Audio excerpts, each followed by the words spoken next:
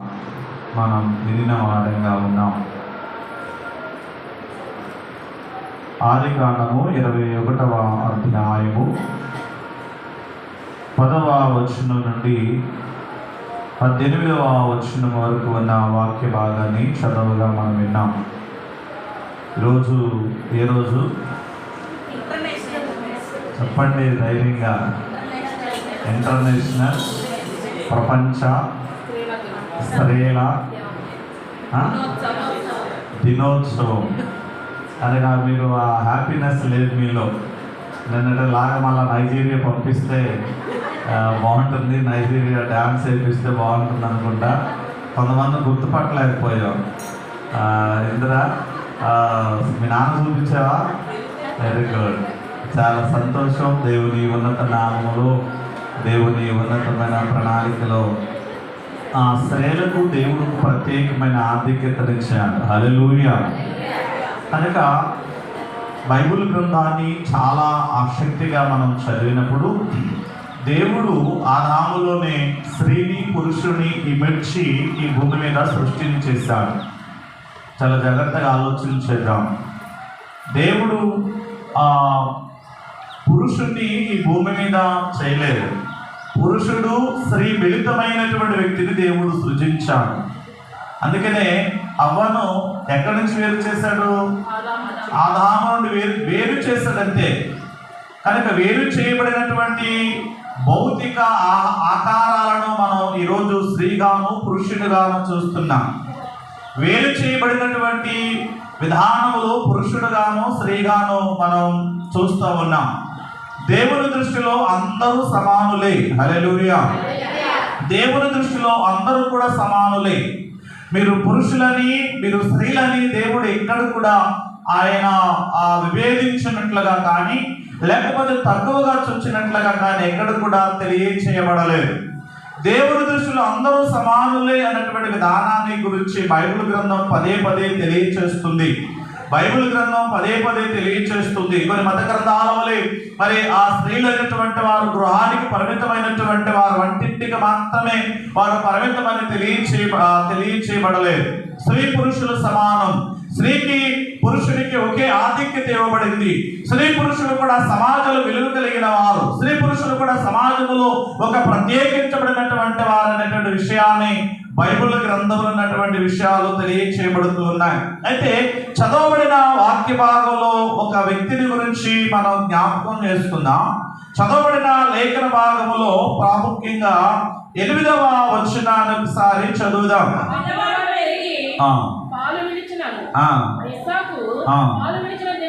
ఇస్సాకు పాలు విడిచిన దినమందు అబ్రహాము గొప్ప విందు చేసెను. అప్పుడు అబ్రహాముకు ఐగుప్తురాలైన హాగరు కనిన కుమారుడు పరిహసించుట శారా చూచి. ఈరోజు మీ ముందు ఆశిస్తున్నటువంటి ఆ ఒక క్యారెక్టర్ ఏమిటంటే హాగరుడు గురించి మీతో మాట్లాడాలని ఆశిస్తా ఉన్నాను. హాగరిక జీవితాల గురించి మీ ముందు ఉంచాలని ఆశిస్తున్నాను. మనందరికీ జీవితాలు ఉన్నాయి. మన జీవితాల్లో ఆయా అనుభవాలు ఉన్నాయి. కొన్ని సందర్భాలలో వేదనకరమైన అనుభవాలు ఉన్నాయి. కొన్ని సందర్భాల్లో సంతోషకరమైన అనుభవాలు ఉన్నాయి.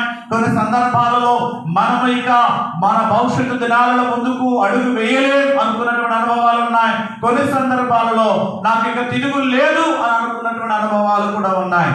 జీవితం అంటే కష్ట సుఖాలతో మిళితమైనటువంటిది. జీవితం అంటే ఆ సంతోషము బాధలతో మిళితమైనటువంటిది. జీవితం అనేది ఆ ఉచ్చ స్థితికి దిగువ స్థితికి అది ఆ మిళితమైనటువంటి జీవితం అయి ఉంది. ఏ మనిషి కూడా ఎప్పుడు ఉన్నతమైన వాడు ఉండలేడు. ఏ మనిషి కూడా ఎప్పుడు కూడా దిగువ స్థాయిలో తన జీవనాన్ని కొనసాగించలేడు. కనుక మనం ఆ దిగువ స్థాయిలో ఉన్నప్పుడు, లేకపోతే మన పరిస్థితులు దిగజారినప్పుడు, మన పరిస్థితులు తక్కువైనప్పుడు మనం ఎవరు కూడా విచారం చెందకూడదు. హల్లెలూయా, హల్లెలూయా. దేవుడు ఈ జీవితాన్ని ఇచ్చాడు, నీవు పొందుకోలేదు. దేవుడు ఈ దేహాన్ని ఇచ్చాడు, నీవు పొందుకోలేదు. దేవుడు ఈ దేహంలో ఉన్న ప్రాణాన్ని కొనసాగిస్తున్నాడు, నీ అంతటా నువ్వు కొనసాగించట్లేదు. చాలా జాగ్రత్తగా ఆలోచన చేయి. నువ్వు బ్రతకాలంటే బ్రతకలేవు. లేకపోతే నీ దేహాన్ని వేరే కలర్లో మార్చుకోవాలంటే నువ్వు మార్చుకోలేవు. లేకపోతే నీ ఒక కవళికలు వేరే రీతిగా మార్చుకోవాలంటే నువ్వు మార్చుకోలేవు. మేబీ ఈ బ్యూటీ పార్లర్కి వెళ్తే కొంత రంగు షేప్ మారుతుందేమో కానీ పూర్తిగా మన విధానాలు మారలేవు. కానీ దేవుడు ఈ దేహాన్ని నీకు ఇచ్చాడు, ఈ దేహంలో ప్రాణాన్ని నీకు ఇచ్చాడు. ఈ ప్రాణం కొంతకాలం బ్రతకడానికి దేవుడు అనుమతించాడు. ఆ సత్యాన్ని మరచిపోవద్దు. నేను నా ఇష్టం, నేను నా బ్రతుకు నా ఇష్టం, నా ఇష్టానుసారంగా మాట్లాడతాను, నా ఇష్టానుసారంగా నన్ను జీవిస్తాను, నా ఇష్టానుసారంగా నా మనుగడను కొనసాగిస్తాను అనుకుంటే కనుక ఒక రోజున దాని యొక్క ఫలితాన్ని తీవ్రంగా మన జీవితాలలో చూడవలసి వస్తుంది. ఎందుకంటే హాగరు జీవితంలో కొన్ని పాఠాలను మనం నేర్చుకోవడానికి సిద్ధపడదాం. ఒక స్త్రీ తన జీవితంలో ఎదుర్కొన్నటువంటి పరిస్థితులు బైబిల్ గ్రంథం ద్వారా నేర్చుకుందాం. ఎందుకు ఈ మాట తెలియచేయాలని ఆశిస్తున్నానంటే ఈ పాఠం ద్వారా దేవుడు మనకు తెలియచేసేటటువంటి సత్యాలు మనం నేర్చుకోవడానికి సిద్ధపడదాం. హాగరు అనగా పారిపోవడం అని అర్థం. హాగరు అనగా ఏంటిది? పారిపోవడం అర్థమని బైబిల్ గ్రంథంలో ఉన్నటువంటి విషయాలు తెలియచేస్తా ఉంది. 16వ అధ్యాయం ఆదికాండము 1వ వచనములో ఉన్నటువంటి మాటను ఒకసారి చదువుదాం. 16వ అధ్యాయము 1వ వచనం. అబ్రహాము భార్యైన శారాయి అతనికి పిల్లలు కనలేరు. ఆమెకు హాగరు ఐగుప్తురాలైన దాసి ఉండెను. కాగా శారాయి, ఇదిగో నేను పిల్లలు కనకుండా యెహోవా చేసి ఉన్నాడు, నీవు దయచేసి ఆ దాసిని తొప్పము, ఒకవేళ ఆమె వలన నాకు సంతానము కలగవచ్చునని అబ్రహాముతో చెప్పెను. అబ్రహాము శారాయి మాట ఏం చేశాడు? విన్నాడు. హల్లెలూయా చెప్తామా? హల్లెలూయా. విన్నాడు. కానీ ఇక్కడ హాగరు ఐగుప్తీయురాలు. హాగరు శారాకి దాసీగా ఉన్నట్లుగా బైబిల్ గ్రంథంలో ఉన్నటువంటి ఆ విషయాలు మనకు తెలియచేస్తా ఉన్నాయి. ప్రాముఖ్యంగా అబ్రహాముకు 86 సంవత్సరాల ప్రాయంలో తనకు శారాను ఇచ్చినట్లుగా దేవుని యొక్క లేఖన భాగాలు సెలవిస్తూ ఉన్నాయి. అలాంటి పరిస్థితులలో ఆ శారా జీవితంలో ఇక ఎలాంటి ఫలితము కలగదు అనేటువంటి ఆ నిశ్చయితలోనికి శారా వెళ్ళింది. కానీ దేవుడు మాత్రం నేను నీకు సంతానిస్తాను, ఆ సంతానము ఈ భూమి మీద ఉన్న ఉన్నతమైన రీతిగా హెచ్చించబడుతుంది, ఆశీర్వదించబడుతుందని దేవుడు తెలియచేశారు. కానీ దేవుని వాగ్దానాన్ని మరిచిపోయారు శారా. దేవుడి వాగ్దానాన్ని మరిచిపోయింది శారా. ఆ సమయంలో హాగరును మరి ప్రత్యేకంగా తన యొక్క భర్త అయినటువంటి అబ్రహాము దగ్గరకు పంపించినట్లుగా దేవుని యొక్క లేఖన భాగాలు సెలవిస్తా ఉన్నాయి. ప్రియమైన దేవుని బిడ్డలారా, శారా ఒక బానిస జీవితాన్ని కలిగినటువంటి వ్యక్తి.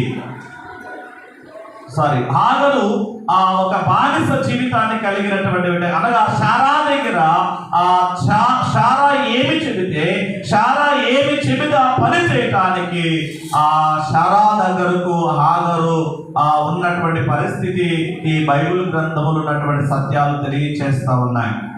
జీవితంలో తన యొక్క ప్రారంభం చాలా తక్కువ స్థాయిలో ఉంది. దేవుని నిర్ణయాలు, దేవుని ఆలోచనలు, దేవుని ఉద్దేశాలు మనం ఎవరు కూడా లెక్క కట్టలేము. దేవుని ప్రణాళికలు మనం ఎవరు కూడా అంచనా వేయలేము. దేవుని యొక్క ఉద్దేశాలు మనం ఎవరు కూడా అంచనా వేసి లెక్క కట్టి మన జీవితాలు ఇది జరుగుతుందని మనం ఎప్పుడు కూడా తలంచలేము. అయితే ఆ శారా అనుకున్న రీతిగా మరి ఆ హాగరును అబ్రహాము దగ్గరకు పంపించిన తర్వాత వారి ఇరువురికి ఒక కుమారుడు పుట్టాడు. ఆ కుమారుడి పేరు ఇష్మాయేల్. ఏంటిది? ఇష్మాయేల్. ఇష్మాయేల్ పుట్టిన తర్వాత కొన్ని సంవత్సరాలు గడిచిపోయాయి. 14 సంవత్సరాలు గడిచిపోయాయి. గడిచిపోయిన తర్వాత దేవుడు మరలా శారాను జ్ఞాపకం చేసుకున్నాడు. హల్లెలూయా. నన్ను జ్ఞాపకం చేసుకోవడానికి శారా హాగరును అబ్రహాము దగ్గరికి పంపించింది. మానసికంగా ఉన్నటువంటి తన జీవితాన్ని, ప్రాముఖ్యంగా తన జీవితంలో ఒక తీవ్రమైనటువంటి నిరాశకు గురైంది శారా తదుపరి. ఎందుకంటే శారా ఆ హాగరు దృష్టికి చాలా నీచమైన దానిగా కనబడినట్లుగా కూడా బైబిల్ గ్రంథములో మనం చూస్తూ ఉన్నాం. ఏదేమైనప్పటికీ కూడా తన జీవితంలో ప్రారంభం బానిసగానే ఉంది. ప్రారంభం బానిసగానే తన బ్రతుకును కొనసాగించు ఇచ్చింది. తర్వాత మరి ఇష్మాయేలు ద్వారా తనకు ఒక గౌరవం వచ్చింది. ఎందుకంటే అబ్రహాముకు మరి హాగరుకు పుట్టిన కుమారుడు కదా.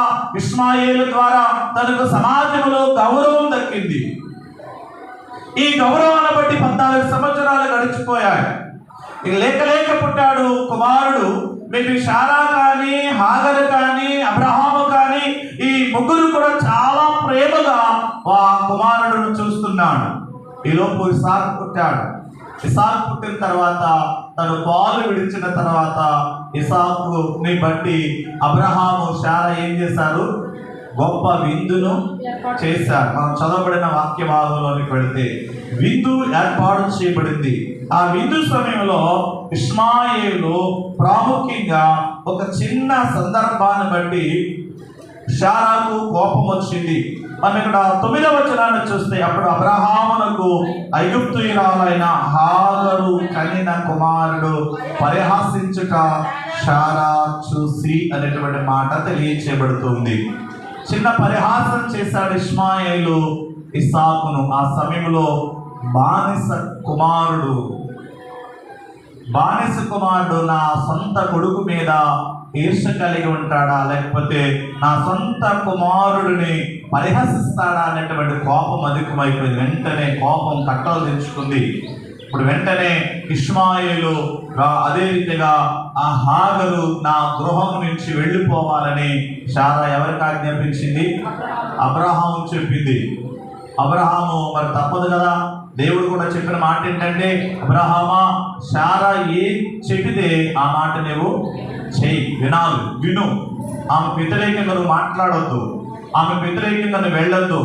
నేను నీ పట్ల ఒక ఆలోచన కలిగి ఉన్నాను, నేను నీ పట్ల ఒక ప్రణాళిక కలిగి ఉన్నాను, నేను నీ పట్ల ఒక భావాన్ని కలిగి ఉన్నాను. నీవు ఆమె ఆలోచనకి వ్యతిరేకంగా నీ జీవితాన్ని కొనసాగించి నా ఆలోచనను, నా ఉద్దేశం నుంచి నువ్వు బయటకు వెళ్ళవద్దు. కనుక ఆమె ఏమి తెలియచేస్తే ఆ మాట విను అని దేవుడు తెలియచేస్తాడు. ఎందుకంటే శారా జీవితంలో ప్రత్యేకంగా చాలా ఒడిదుడుకులు చూసింది. గొడ్రాలని పేరు కలిగి సమాజంలో కొనసాగింది. ప్రత్యేకంగా బిడ్డ పుట్టిన తర్వాత తన మాట విని తన మాట ప్రకారము అబ్రహాము చెంతకు చేరి ఒక బిడ్డను కని ఆ బిడ్డను 14 సంవత్సరాల వరకు వారి సమక్షంలో ఉంచినటువంటి హాగరు ఇప్పుడు శారా జీవితంలో ఒక విలన్ అయిపోయింది, ఇక విలన్ గా కనబడింది. ఇప్పుడు ఆ హాగరు ఇంటిలో నుంచి బయటకు నెట్టివేయబడాలనేటువంటి ఒక భావన కలిగింది. ఒకసారి 17వ వచనాన్ని చదువుదాం. 21వ అధ్యాయం 17వ వచనంలో దేవుడు ఆ చిన్నవాణ్ణి మొరవినెను.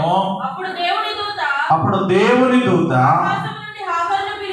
ఆకాశం నుండి హాగరుని పిలిచి, హాగరు నీకు ఏమి వచ్చినది, భయపడకుము, ఆ చిన్నవాడు నచ్చుట దేవుడు వాని స్వరం విని ఉన్నాడు. హల్లెలూయా చెప్తామా? హల్లెలూయా హల్లెలూయా. దేవుని వాక్యములు ఉన్నటువంటి సత్యాన్ని ఒకసారి జ్ఞాపకం చేసుకుందాం. ఎందుకంటే దేవుడు ప్రతి మనిషి పట్ల ప్రణాళిక కలిగి ఉన్నాడు. వాడి బానిస, అధికార, లేకపోతే వారి యొక్క జీవితంలో తక్కువ స్థితి ఉందా, ఉచ్చ స్థితి ఉందా అని దేవుడు చూడట్లేదు. కానీ ఎవరైతే వారి యొక్క జీవితంలో మరి ఆ దేవుని ఉద్దేశ ప్రకారం వెళ్ళటానికి నిర్ణయించుకుంటారో, దేవుని ఉద్దేశ ప్రకారం జీవించడానికి సిద్ధపడతారో వారి పట్ల దేవుడికి ప్రణాళిక కలిగి ఉన్నాడు. ప్రాముఖ్యంగా హాగరు బానిసగా తన జీవితాన్ని ప్రారంభించింది. హాగరు అబ్రహాముతో ప్రాముఖ్యంగా ఇష్మాయేలుకు ఆ జన్మనిచ్చింది. వారు జన్మించిన తర్వాత శారా ఈర్షకు గురైంది. మనుషులు కొన్ని సందర్భాల్లో మనం చాలా తక్కువగా మాట్లాడతారు. మనుషులు సమాజంలో మనం చాలా తక్కువ చేసి చూస్తాం. మనుషులు చాలా తక్కువగా మన జీవితాన్ని లెక్కగడతారు. కానీ దేవుడు మాత్రం మన జీవితాన్ని ఉన్నతంగా ఉంచాలని ఆశిస్తున్నాడు. హల్లెలూయా. ఎప్పుడు కూడా దేవుడు మన జీవితాన్ని ఒక ఉన్నతమైనటువంటి స్థితిలోనికి తీసుకుని వెళ్ళాలని దేవుడు ఆశపడుతున్నాడు. ఎందుకంటే దేవుడు మన క్యారెక్టర్ను చూడట్లేదు. గత కాలంలో నీకు జీవితంలో నువ్వేం చేసావు అనేటువంటిది దేవుడు లెక్క కట్టడానికి ఆయన ఆలోచన కలిగిన వాడుగా లేడు. ఎందుకంటే ప్రస్తుతం దేవుని దృష్టిలో మనం ఎలా ఉన్నాం, ప్రస్తుతం దేవునికి మనం ఏ రీతిగా మన జీవితాలలో స్థానాన్ని కల్పిస్తున్నాం, ప్రస్తుతం మనం దేవునికి ఏ రీతిగా అనుబంధాన్ని కలిగిన వారంగా ఉన్నామనే సత్యాన్ని మాత్రమే దేవుడు చూడటానికి సిద్ధపడుతున్నాడు. యెహోషువ గ్రంథము 2వ అధ్యాయము 11వ వచనములో ఉన్నటువంటి మాటలను ఒకసారి చదువుదాం. 2వ గ్రంథము యెహోషువ గ్రంథము 2వ అధ్యాయము 11వ వచనం. మేము వినినప్పుడు మా గుండెలు కరిగిపోయెను, మీ దేవుడైన యెహోవా పైన ఆకాశమందును క్రింది భూమి యందును దేవుడే, మీ ఎదుట ఎట్టి మనుషులనైనను ధైర్యమే మాత్రము ఉండదు అనేటువంటి ఒక మాటను ఒక స్త్రీ చెబుతుంది. ఆమె పేరు రాహాబు అనేటువంటి స్త్రీ. ఈమెను గురించి బైబిల్ ఏమని చెప్తుందంటే ఆమె వేశ్య అనేటువంటి మాట బైబిల్ గ్రంథంలో తెలియజేస్తుంది. కానీ ఆమె హృదయంలో ఉన్నటువంటి భావన ఏంటంటే దేవుని పట్ల ఉన్నతమైనటువంటి భావజాలాలు తనకున్నాయి. హల్లెలూయా, హల్లెలూయా. దేవుడు గొప్పవాడు, దేవుడు ఉన్నతమైన వాడు. ఇదిగో మీ దేవుడు ఉన్నతమైన కార్యాలు చేస్తున్నాడు. మీ దేవుని ముందు సమాజంలో ఎవరు నిలవలేరు, మీ దేవుని ముందు సమాజంలో ఎవరు నిలిచి జయించలేరు. మేము వినినప్పుడు చాలా ఉన్నతమైన మాటలు తెలియజేస్తుంది ఆమె. మేము వినినప్పుడు మా గుండెలు కరిగిపోయాయి, మీ దేవుడైన యెహోవా పైన ఆకాశమందును క్రింద భూమి యందును. ఎవరన్నా చెప్తాం, ఎవరు? దేవుడు. భూమి మీద ఉన్న వారందరికంటే ఆకాశంలో ఉన్న వారందరిని బట్టి ఇదిగో మీ దేవుడి గురించి ప్రజలు ఎలా భావిస్తున్నారని అంటే ఆయన ఉన్నతమైన దేవుడు. హల్లెలూయా, చెప్తామా? హల్లెలూయా. అలాంటి భావన మన హృదయములో మెండుగా కలగాలి. ఈ రోజున నీ జీవితంలో దేవుడి విషయంలో ఉన్నతమైన ఆలోచన కలిగిన వ్యక్తిగా ఉండాలి. నీ హృదయంలో నా దేవుడు గొప్పవాడు, నా దేవుడు ఉన్నతమైన వాడు, నా దేవుడు నన్ను విడిచిపెట్టడు, నా దేవుడు నన్ను చేయి విడవడు, నా దేవుడు నాకు సహాయం చేస్తాడు, నా దేవుడు ఇదిగో నన్ను విడవక ఎడమాయికి నాకు సహాయకుడు ఉంటాడన్న భావన నీలో కలగాలి. ఆయన కొన్ని సందర్భాలు మనము దేవుడిని మర్చిపోతున్నాం, మనం దేవునికి దూరం అయిపోతున్నాం. అందుకనే మన జీవితాలలో అనేకమైనటువంటి సవాళ్లను మనం ఎదుర్కోవాల్సి వస్తుంది, అనేకమైన పరిస్థితులను మనం ఎదుర్కోవాల్సి వస్తుంది. ఏ స్థితిలో ఉన్నా దేవుడు తెలియచేశాడు అబ్రహాముకు, అబ్రహామా నీవు ఆ శారా మాట విను, నేను విడిచిపెట్టే దేవుడును కాదు. శారా మాట వినినటువంటి అబ్రహాము జీవితంలోనికి హాగరు వచ్చింది, ఇష్మాయేలు వచ్చాడు. మరలా హాగరు అబ్రహాము చెంత నుంచి దూరపరచబడింది. ఆ సమయంలో దేవుడు విడిచిపెట్టలేదు, ఆ సమయంలో దేవుడు వారిని దూరం చేయలేదు. ఆ క్లిష్ట సమయంలో, ఆ వేదనకరమైన సమయంలో, ఆ విషాదకరమైనటువంటి పరిస్థితుల్లో హాగరుతో దేవుడు మాట్లాడుతున్నటువంటి మాటల గురించి మనం విన్నాం. ఈ చిన్నవాని మొరను వినెను, ఆ చిన్నవాని మొర దేవుడు విన్నాడు. హల్లెలూయా, చెప్దాం హల్లెలూయా. ఎవరు మొర విన్నాడు? ఆ చిన్నవాని మొరను దేవుడు విన్నాడు. ఒకవేళ శారా దృష్టిలో హాగరు తరిమి వేయబడిందేమో, శారా దృష్టిలో హాగరు ఇష్మాయేలు దూరం అయ్యారేమో, కానీ దేవుని దృష్టిలో వారు ఉన్నారు. దేవుని దృష్టిలో వారు విలువ కలిగిన వారుగా ఉన్నారు. దేవుడు వారిని అక్కడ ఆశీర్వదించడానికి ప్రణాళికలను సిద్ధం చేశాడు. దేవుడు వారిని అక్కడ ఆశీర్వదించడానికి ప్రణాళికలను సిద్ధం చేశాడు. హాగరుకు దేవుడు అంటున్నాడు, హాగరుని పిలిచి, హాగరు నీకేమి వచ్చినది, భయపడకుము, నువ్వు భయపడొద్దు. భయపడకుండా ఎలా ఉంటుంది? హాగరు తన దగ్గరున్న నీళ్లు అయిపోయాయి, తన దగ్గరున్న ఆహారం అయిపోయింది. ఆ చిన్నవాడేమో ఆ దాహం చేత అలవాటిస్తున్నాడు. ఇప్పుడు ఏం చేయాలి? భయపడకుండా. నమ్మిన యజమానుడేమో దూరం చేశాడు, నమ్మిన యజమానుడేమో వారిని పంపించి వేసేసాడు. తను నమ్మి తన జీవితాన్ని దారిపోసినటువంటి ఆ కుటుంబం, అబ్రహాము కుటుంబము హాగరును దూరం చేసేస్తుంది. ఇప్పుడు ఏం చేయాలి? భయపడకుండా. భయం లేకుండా ఎలా బ్రతకాలి, తన ముందేమో ఎలాంటి ఆధారం లేదు, తను ఎక్కడికి వెళ్ళాలి, తన భవిష్యత్తు ఏమిటి, తన జీవన విధానం ఏమిటి అనే ప్రశ్నలు తన హృదయంలో అధికమైపోయాయి.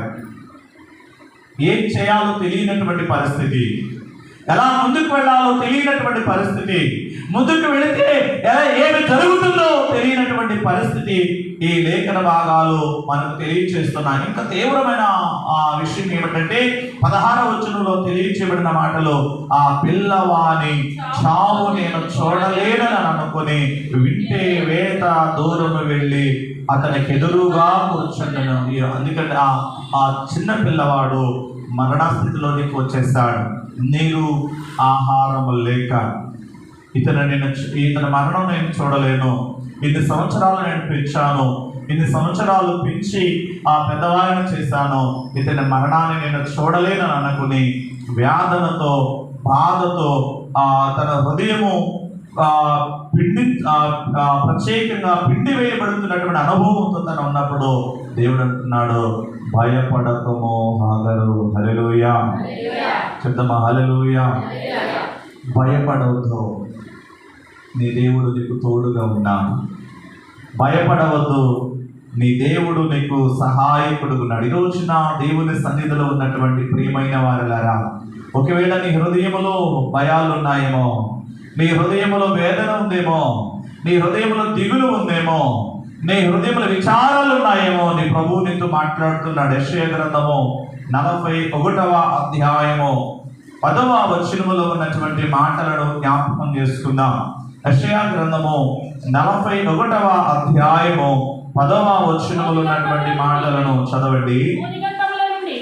భూదిగంతముల నుండి నేను పట్టుకుని దాని కొనల నుండి పిలుచుకునినవాడా, నీవు నా దాసుడవనియు నేను నిన్ను ఉపేక్షింపగా ఏర్పరచుకుంటుననియు నేను నీతో చెప్పి ఉన్నాను, నీకు తోడై ఉన్నాను, భయపడకుము, నేను నీ దేవుడనై ఉన్నాను, దిగులు పడకుము, నేను నిన్ను బలపరుతును, నీకు సహాయం చేయవాడను నేనే, నీతి అను నా దక్షిణ హస్తముతో నేను ఆదుకుందును. హల్లెలూయా చెప్తామా? హల్లెలూయా. నీ ప్రభు నీతో మాట్లాడుతున్నాడు, నీకు తోడై ఉన్నాను, భయపడకము, నేను నీకు నీ దేవుడినై ఉన్నాను, దిగులు పడకము, నేను నిన్ను బలపరుతును, నీకు సహాయము చేయవాడను నేనే, నీతి అను నా దక్షిణ హస్తంతో నిన్ను ఏమంటున్నాడు, నేను ఆదుకునేవాడను నేను, నీకు సహాయం చేసేవాడను నేను, నిన్ను బలపరిచేవాడను నేను, నీకు తోడుగా ఉండే దేవుడను నేను అని ప్రభు మాట్లాడుతున్నాను. ఎందుకు మనకు దిగులు, ఎందుకు మనకు విచారం, ఎందుకు మన హృదయంలో దిగులుకు మనం ఆ స్థానాన్ని ఇవ్వాలి? ఆలోచన చేయండి ఒకసారి. ఎందుకంటే ఈ లోకంలో మనం నమ్మిన వారు మనల్ని మెడపెట్టే గంట వేసిన, ఈ లోకంలో మనం నమ్మినటువంటి వారు ఇదిగో మనల్ని దూరం చేసుకోవడానికి ఆలోచన చేసిన, నమ్మి వారి కొరకు ప్రయాసపడి, వారి కొరకు శ్రమపడి, వారి కొరకు కష్టపడి, వారి కొరకు మన జీవితాన్ని అంతటిని కూడా దారిపోసినటువంటి వారు సహితము మనల్ని దూరం చేసిన మన ప్రభువు మనల్ని విడవడండి. హల్లెలూయా. నీ ప్రభువు నీకు తోడుగా ఉంటానంటున్నాడు. హల్లెలూయా. నీ ప్రభువు నిన్ను బలపరుస్తానంటున్నాడు. నీ ప్రభువు నీకు సహాయం చేస్తానంటున్నాడు. నీ ప్రభువు నిన్ను ప్రత్యేకంగా నీకు సహాయం చేయడానికి ఎల్లప్పుడూ కూడా తోడుగా ఉంటానని ఆయన వాగ్దానం చేస్తున్నాడు. హల్లెలూయా. కనుక ఆయనను అంటు పెట్టుకుని ఉండటానికి మనం సిద్ధపడాలి. భయపడొద్దు నీ జీవితంలో నీకు కలిగే పరిస్థితులను బట్టి, భయపడద్దు నీ జీవితంలో నీకు ఎదురయ్యే పరిస్థితులను బట్టి, భయపడద్దు నీ జీవితంలో ఇదిగో నీకు ఎదురవుతున్న ప్రతి ఆ పరిస్థితిని బట్టి ప్రభు మాట్లాడుతున్నాడు. ధైర్యంగా ఉండు, ధైర్యంగా ఉండు, నీ ప్రభు నీకున్నాడు. ధైర్యంగా ఉండు, నీ దేవుడు నీకున్నాడు. ఇదిగో ధైర్యంగా ఉండు, నీ దేవుడు నీ చెయ్యి పట్టుకుని నడిపిస్తాడు. బానిసగా తన జీవితాన్ని ప్రారంభం చేసినటువంటి హాగరు జీవితంలో మీకు ప్రారంభంలో ఎలాంటి ఆశాజనకమైన జీవితం లేకపోవచ్చు. అబ్రహాము ద్వారా ఇసాకును ఇష్మాయేలుని కన్న తర్వాత తన జీవితంలో ఒక ఉన్నతమైనటువంటి స్థితికి వెళ్ళిపోయింది. మరలా తన యజమానురాలు చేత ద్వేషించబడి, లేకపోతే తన ఇంటి నుండి వెళ్ళగొట్టబడింది. ఎంత హృదయ వేదన తన జీవితంలో అనుభవించిందో ఒకసారి ఆలోచన చేయండి. వెళ్ళగొట్టబడిన తర్వాత తన కుమారుడు మరణాన్ని చూడలేనని తను భావించి ఏడుస్తుంది రోజున, కన్నీరు కారుస్తుంది. ఎందుకు నాకు ఈ స్థితి వచ్చింది, ఎందుకు నాకు ఇలాంటి పరిస్థితి ఎదురయ్యింది, ఎందుకు ఇంత వేదనకరమైన పరిస్థితిని నేను అనుభవించవలసి వచ్చింది అనేటువంటి బాధ, వేదన తన హృదయములో అధికమైనటువంటి పరిస్థితి మనం చదవబడిన లేఖన భాగంలో చూస్తూ ఉన్నాం. అయితే దేవుడు ఆ సమయంలోనే తనతో మాట్లాడాడు. దేవుడు ఆ సమయంలోనే తనతో మాట్లాడినట్లుగా కూడా లేఖన భాగాలలో ఉన్నటువంటి సత్యాలను మనము చదివిన వారంగా ఉన్నాం. ఆ సమయంలో 19వ వచనాన్ని ఒకసారి జ్ఞాపకం చేస్తున్నాం. మరియు దేవుడు ఆమె కన్నులు తెరిచి ఇందున ఆమె నేల ఓట చూచి వెళ్ళి ఆ తిత్తిని నేలతో నింపి చిన్నవానికి త్రాగనిచ్చెను. హల్లెలూయా. దాహం తీర్చింది. తర్వాత దేవుడు ఆ చిన్నవానికి తోడై ఉండెను, అతడు పెరిగి పెద్దవాడై. ఇక్కడ బైబిల్ గ్రంథంలో ఈ మాటలను చూచుకుంటూ వెళితే హాగరు దేవునికి ఒక పేరు పెట్టింది. అక్కడ ఆ పేరు ఏమిటంటే చూచుచున్న, ఎవరట? చూచుచున్న దేవుడవు నీవు. హల్లెలూయా. చూద్దాం. హల్లెలూయా. నువ్వు చూచుచున్న దేవుడవు, చూడని వ్యక్తివి కాదు, నువ్వు చూచే దేవుడవు. దావీదు ఇంకొక అడుగు ముందుకు వెళ్ళి దావీదు చెప్పినటువంటి సాక్ష్యం ఏమిటంటే, అయ్యా నీకు మరుగై నేను ఎక్కడ కూడా ఉండలేం, నీకు మరుగై నేను ఎక్కడ కూడా ఉండలేం. ఆకాశమునికి ఎక్కినను నువ్వు అక్కడ ఉన్నావు, భూదిగంతంలోనికి దిగినను నువ్వు అక్కడ ఉన్నావు. కనుక దేవుని యొక్క ఉద్దేశములో దేవుడు మనం చూస్తున్నాడు, భయపడని అవసరం లేదు. దేవుడు మనం చూస్తున్నాడు, మనం దిగులు చెందని అవసరం లేదు. దేవుడు మనం చూస్తున్నాడు, మనం విచారం చెందని అవసరం లేదు. మనం చేయవలసిన పని ఏమిటంటే భయము లేకుండా దేవుని మీద ఆధారపడటం. హల్లెలూయా. చదవమా. హల్లెలూయా. భయము లేకుండా దేవుని మీద ఆధారపడటం మనం నేర్చుకోగలగాలి. ఇది దేవుడు మనకు నేర్పిస్తున్నటువంటి పాఠం, దేవుడు మనకు నేర్పిస్తున్నటువంటి ఒక గొప్ప సత్యం. భయాలు అందరికీ ఉన్నాయి, ఎవరి బిడ్డలకు, చిన్న బిడ్డలకు, పెద్దవారికి, వృద్ధులకు, ఉన్నతమైనటువంటి ఆర్థిక వనరులు కలిగినటువంటి వారికి. రోజున ప్రపంచం భయపడుతుంది, గొప్ప గొప్ప వ్యాపారవేత్తలు భయపడుతున్నారు. ఎందుకంటే ఇరాన్ ఇజ్రాయెల్ దేశాల మధ్య ఉన్నటువంటి ఈ యుద్ధ వాతావరణాన్ని బట్టి స్టాక్ మార్కెట్ పతనమైపోతుంది. కొన్ని కంపెనీస్ పతన స్థితిలోనికి వెళ్ళిపోతున్నాయి, లాభాలు పడిపోతున్నాయి. ఇలా భిన్నమైనటువంటి పరిస్థితులు కనబడుతున్నాయి. తెలుగు కోట్ల రూపాయలు వ్యాపారవేత్త దగ్గర నుండి సామాన్య వరకు కూడా వారి హృదయంలో ఒక భయం కలుగుతుంది. ఎందుకంటే ఆర్థికమైనటువంటి విధానాల్లో ఆర్థిక వ్యవస్థ దిగజారిపోతున్నటువంటి పరిస్థితులు. భయం భయం భయం భయం కుప్పట్ల మనిషి తన మనుగడను కొనసాగిస్తున్నాం. కనుక ఈ రోజున దేవుడు తెలియజేస్తున్నాడు, హాగరు జీవితాన్ని దేవుడు హెచ్చించాడు, హాగరు జీవితాన్ని దేవుడు ఆశీర్వదించాడు, హాగరు జీవితాన్ని దేవుడు ప్రత్యేకించాడు, హాగరు జీవితాన్ని దేవుడు ఒక ఉన్నతమైన రీతిగా కొనసాగించాడు. కనుక ఈ రోజున దేవుని సన్నిధిలో ఉన్నటువంటి ప్రియమైన వారులారా, ప్రియమైనటువంటి ప్రజలారా, ప్రియమైనటువంటి సంఘమా, దేవుని చేత ప్రేమించబడిన వారులారా, దేవుని చేత ప్రత్యేకించబడిన వారులారా, నువ్వు నమ్మిన ప్రజలు నిన్ను దూరం చేసుకున్నా, నువ్వు నమ్మిన ప్రజలు నిన్ను దూరం చేసినా, నువ్వు దేవుని మీద ఆధారపడే ఈ దినము నుండైనా నీ ప్రభువు నీకు సహాయం చేయగలడు. నీ ప్రభువు నిన్ను చూస్తున్నాడు, నీ ప్రభువు నిన్ను ఉన్నతమైన స్థితిలోనికి తీసుకుని వెళ్ళగలడు అని ప్రభు పక్షాన ప్రేమపూర్వకంగా తెలియచేస్తా ఉన్నా. ఎందుకంటే ఈ రోజున అబ్రహాము సంతానమైనటువంటి ఇసాకు ద్వారా వచ్చినటువంటి వారు క్రైస్తవులుగా వారు ప్రపంచంలో మనుగడను కొనసాగిస్తున్నారు. ఇస్మాయేలుగా ఆ సంతానం చూచినటువంటి వారు ప్రత్యేకంగా ముస్లిమ్స్ గా ఈరోజు చరిత్రలో ఉన్నటువంటి విషయాలు తెలియచేయబడతా ఉన్నాయి. కనుక ఇరువురు కూడా సమభావంతో ఈ లోకంలో వృద్ధిలోనికి వెళుతున్నారు.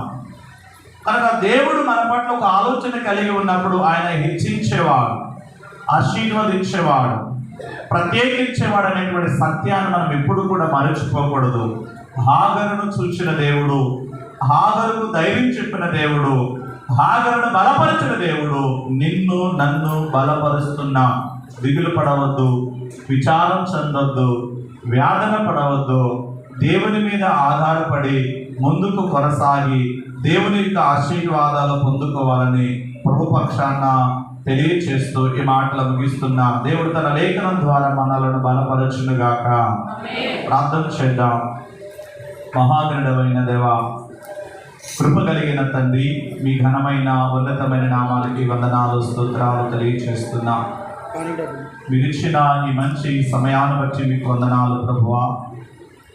హాగరు ద్వారా ప్రభా మీరు మాకు నేర్పించిన ఆత్మీయ పాఠాన్ని బట్టి మీకు వందనాలు తెలియచేస్తున్నా. ఒకవేళ మేము నమ్మిన వారే మమ్మల్ని దూరం చేసుకోవచ్చు, మేము నమ్మిన వారే మమ్మల్ని మెడపెట్టి బయటకు నెట్టివేయవచ్చు. అయినా నీవు మమ్మల్ని విడవన దేవుడవు, నీవు చూచుచున్న దేవుడవు ప్రభా, నీవు ఇచ్చిన వాగ్దానాన్ని నెరవేర్చే దేవుడవు అని మీ లేఖనం ద్వారా మీరు మాకు తెలియచేస్తున్నందుకు కూడా నీకు వందనాలు. ఈ స్థలంలో నిలిచి ఉన్న ప్రతి ఒక్కరిని మీరు జ్ఞాపకం చేసుకునండి. మరి ఏ కష్టంలో ఉన్నారో, ఏ బాధలో ఉన్నారో, ఏ శ్రమలో ఉన్నారో, ఏ ఇరుకులో ఉన్నారో నాకు తెలియదు, కానీ ప్రభావ వారందరి హృదయాంతరంగాలు చూచుచున్న దేవుడవు నీవు. ప్రభా, వారి పరిస్థితులు ఎదిగిన దేవుడవు నీవు. వారి యొక్క జీవన శైలిలో ప్రభువా వారు ఎదుర్కొంటున్న సవాళ్ళను చూచుచున్న దేవుడవు నీవు. ప్రభువా, వీరందరూ వారి హృదయాల్లో ఉన్న భయాలను విడి ప్రభా ధైర్యం కలిగి అయ్యా మీ యందు ఒక ఉన్నతమైన నమ్మకస్తులుగా ముందుకు వెళ్ళడానికి సహాయం చేయమని ప్రార్థన చేస్తున్నాం. ఈ స్థలంలో ఉన్న వారందరిని బలపరచండి, ఈ స్థలంలో ఉన్న వారందరిని దీవించండి, ఆశీర్వదించమని యేసయ్య నామములో ఈ మనవులు అడిగి వేడుకొనుచు ఉన్నాము తండ్రి. ఆమేన్.